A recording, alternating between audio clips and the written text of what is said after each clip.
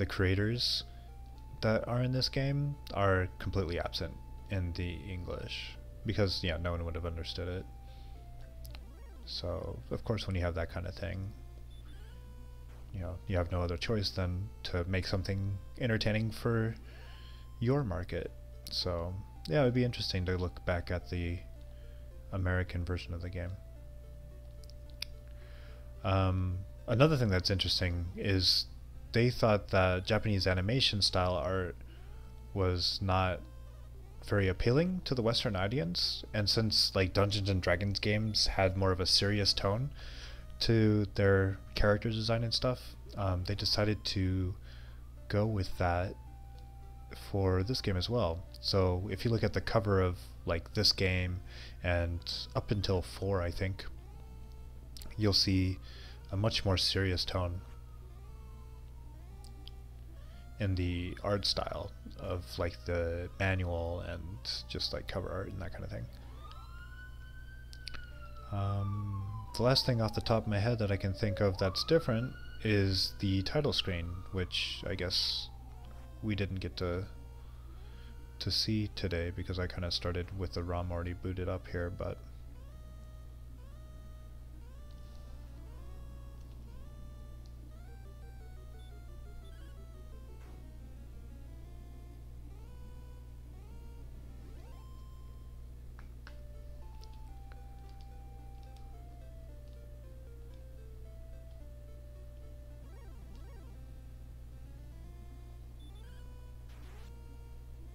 oh yeah, I imagine Mega Man had a similar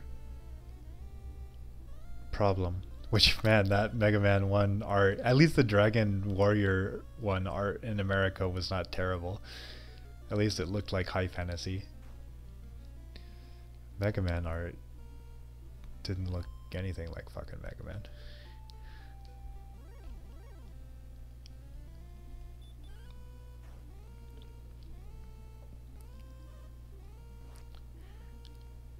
But for this game, the one, I don't know if it's cool or not, but even though the art style was completely different, the basic positions of the characters were exactly the same.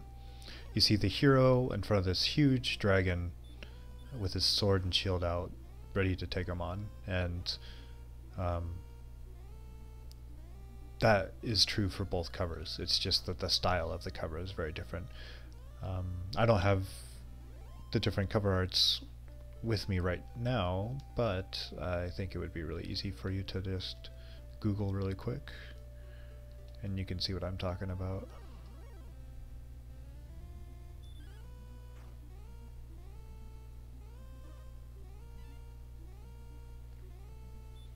The last thing about this game that is different than the American release is that this game does not have a battery pack in the Japanese version. So when I talk to the king to save the game, there's actually no saving going on.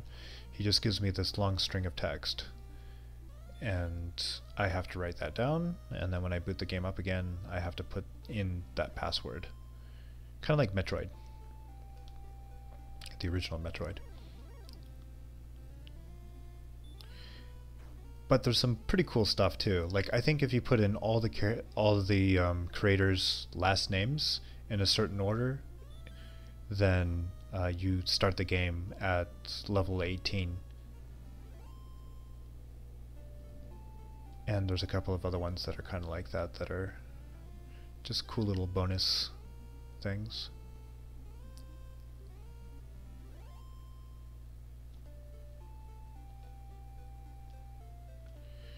And although this was the same for both versions, the max level in this game is level 30. So, you know, that's one of the reasons that you have to get so much experience in between levels. Because, you know, with only 2 major quests, they wanted you to, you know, enjoy the game, enjoy exploration. You know, townspeople kind of give you hints on what to do and where to go, but they really wanted people to explore the world. And so they thought, well, if we give them levels too fast, then they're going to be too strong for wandering around the world. So yeah, it takes a while to get levels in this game.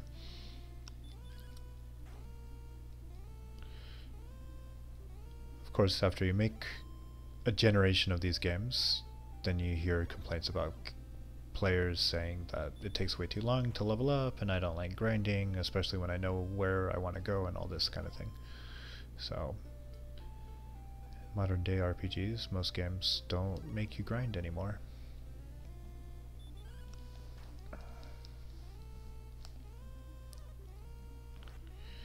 Alright, well, we're more than halfway to our goal for at least the Silver Shield. Which, who knows, that might be all I need. If I forget what the defense difference is from the shield I have now to the mirror shield, but if I can take hits less than 15, then at least I can heal as much as he hits me for. But when he's hitting me for like 25 every time, that I just don't think is a winning battle for us.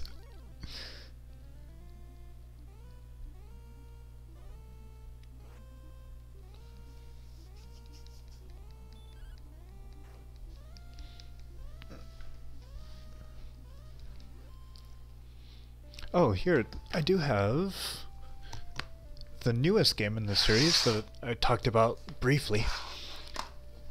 I don't know if they're going to localize this or not, but here it is. Dragon Quest Builders.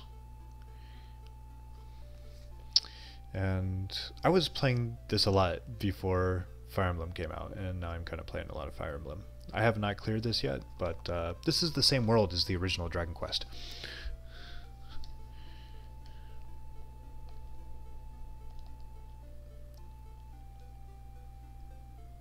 Yeah, the shield should give me some decent defense boost. There's only 3 shields in the whole game, so I think the difference between the different shields should be pretty significant. And yeah, the good news is this will be the last shield we need. There's no stronger shield than the mirror shield in this game.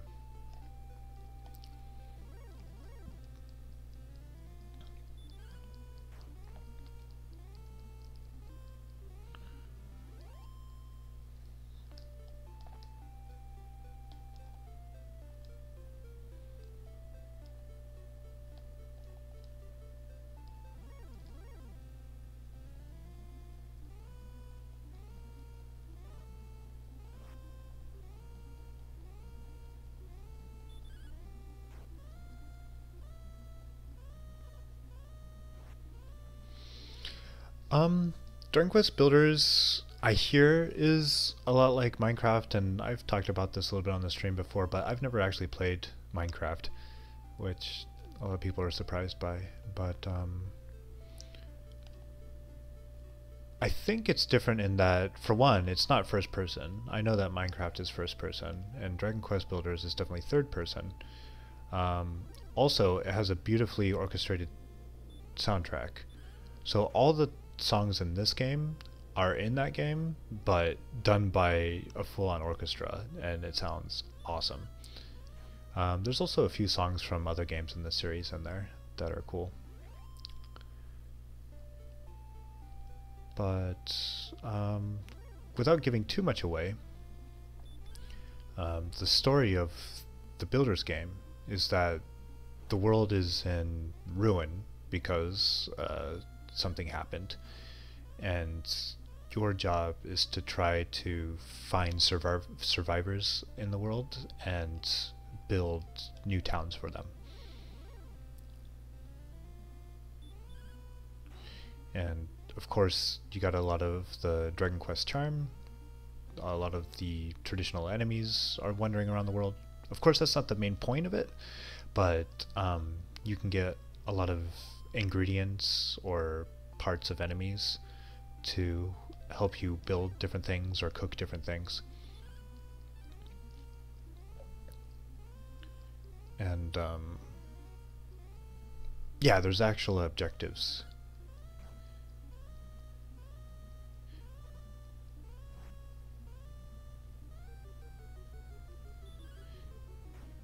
Yeah, and I hear, you know, um, Minecraft is just open, right? You just survive, I guess. So yeah, this game there's actually a story, but it's not a traditional RPG story. I would say it's light on story. I mean, it's definitely heavier on story than this game is, but compared to most modern RPGs, I think it's a little bit lighter on story, but definitely there is that story there, and the way that the story progresses is pretty interesting. Maybe I haven't even played many Fallout games at all, but maybe I can say it's kind of like the Dragon Quest version of Fallout in a way,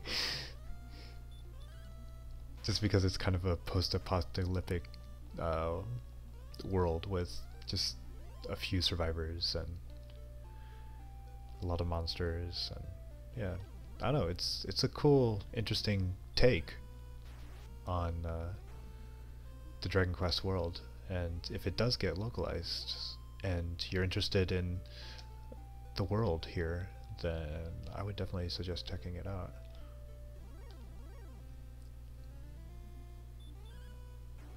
Yeah, okay. And don't get me wrong, there is a lot of freedom in Dragon Quest Builders. Like, right from the very beginning of the game, you can pretty much go anywhere in the world that you want to go, but you're limited by the things that you can make, basically. So if you can't make anything that's good for you to survive, then it's hard to get really far away from your original settlement. But as you find more people and get ideas on how to make different things, then you know, you give yourself better tools to get across the world.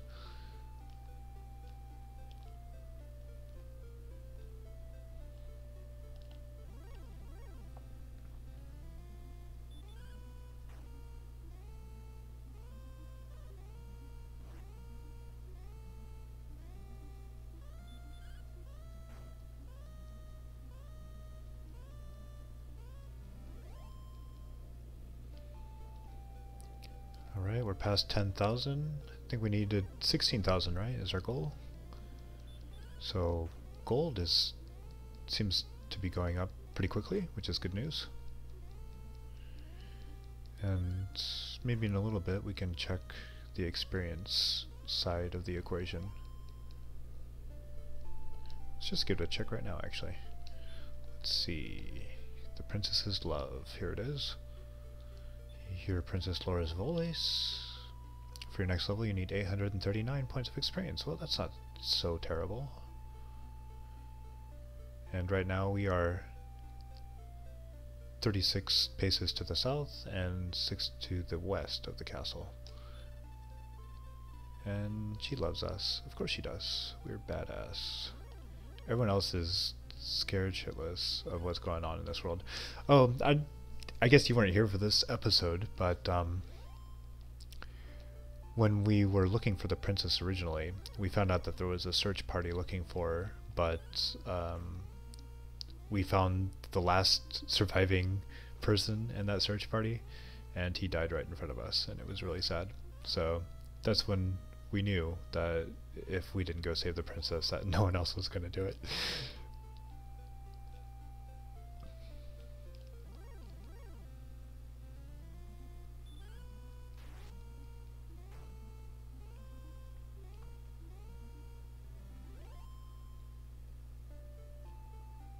Yeah, right.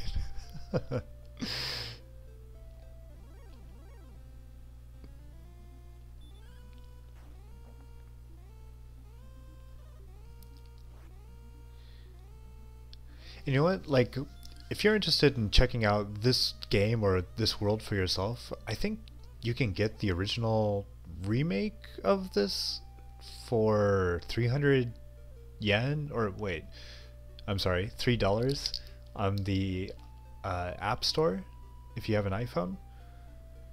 And of course, to accommodate more modern gamers, they sped up the experience cycle so you don't have to spend near as much time grinding. But you can still get to play the game, and you know, the menu system is not quite as archaic as this game is.